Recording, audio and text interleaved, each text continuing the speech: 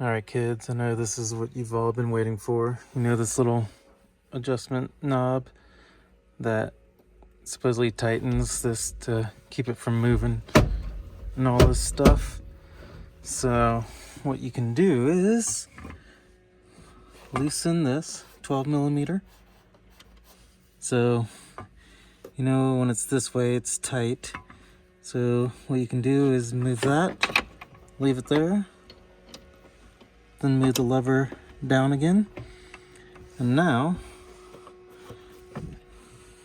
you'll see, so now you'll have it extra tight.